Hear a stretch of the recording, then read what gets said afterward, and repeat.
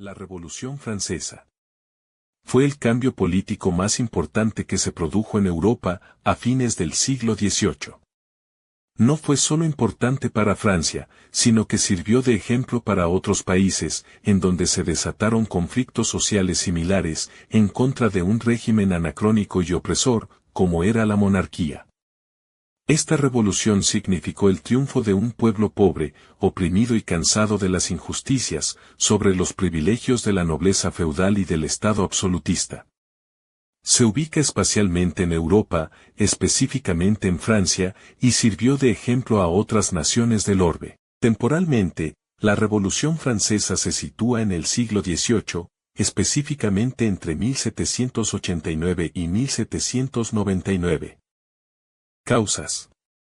Las ácidas críticas de los escritores de la Ilustración al sistema político imperante, el descontento general ante el fracaso de la política exterior que obligó a entregar el territorio de Canadá a Inglaterra, y las aspiraciones de la alta burguesía a intervenir en el gobierno de la nación, prepararon un clima propicio a la revolución. Ella estalló al agudizarse la crisis económica que venía sufriendo el país desde el final de 1763.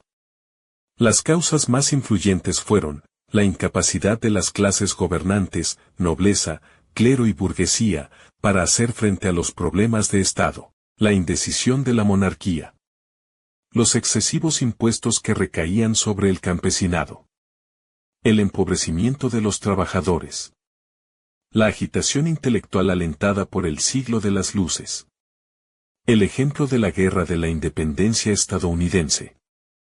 Francia, a raíz de las situaciones vividas, empieza a crear gobiernos provisionales locales y unidades de la milicia.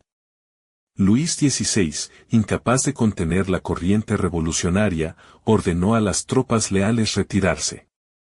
En agosto de 1774, el rey nombró controlador general de finanzas a Robert Jacques Turgot, un hombre de ideas liberales que instituyó una política rigurosa en lo referente a los gastos del Estado. Sin embargo, la mayor parte de su política restrictiva fue abandonada al cabo de 2 años y Turgot se vio obligado a renunciar por las presiones de la nobleza y el clero, apoyados por la reina María Antonieta de Austria. Su sucesor, el financiero y político Jacques Necker, tampoco consiguió realizar grandes cambios antes de abandonar su cargo en 1781, debido asimismo a la oposición de los mismos grupos. La censura quedó abolida durante la campaña, y multitud de escritos que recogían las ideas de la Ilustración circularon por toda Francia. Necker, a quien el monarca había vuelto a nombrar interventor general de finanzas en 1788, estaba de acuerdo con Luis XVI en que el número de representantes del tercer estado, el pueblo, en los estados generales fuera igual al del primer estado, el clero, y el segundo estado, la nobleza, juntos, pero ninguno de los dos llegó a establecer un método de votación. A pesar de que los 3 estados estaban de acuerdo en que la estabilidad de la nación requería una transformación fundamental de la situación, las discrepancias entre los estados imposibilitaron la unidad de acción en los estados generales, que se reunieron en Versalles el 5 de mayo de 1789. Las clases sociales que carecían de propiedades deseaban acceder al voto y liberarse de la miseria económica y social, y no tardaron en adoptar posiciones radicales. Este proceso, que se extendió rápidamente por toda Francia, adquirió gran impulso cuando se supo que María Antonieta estaba en constante comunicación con su hermano Leopoldo II, emperador del Sacro Imperio Romano Germánico. Francia, a raíz de las situaciones vividas, empieza a crear gobiernos provisionales locales y unidades de la milicia. Luis XVI, incapaz de contener la corriente revolucionaria, ordenó a las tropas leales retirarse.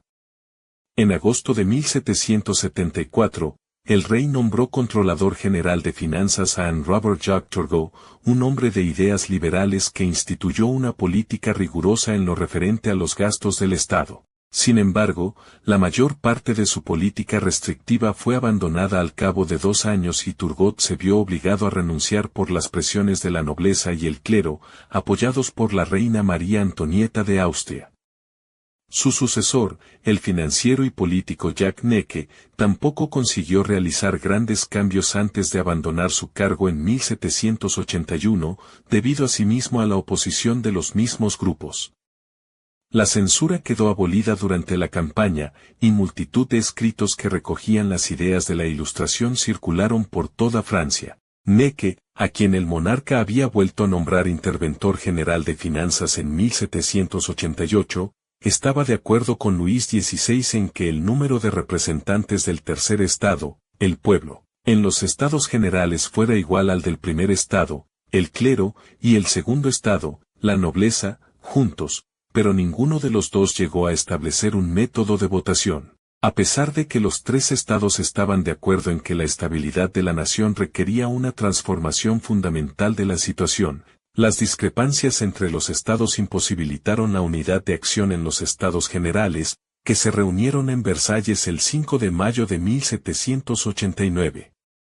Las clases sociales que carecían de propiedades deseaban acceder al voto y liberarse de la miseria económica y social, y no tardaron en adoptar posiciones radicales. Este proceso, que se extendió rápidamente por toda Francia, adquirió gran impulso cuando se supo que María Antonieta estaba en constante comunicación con su hermano Leopoldo II, emperador del Sacro Imperio Romano Germánico.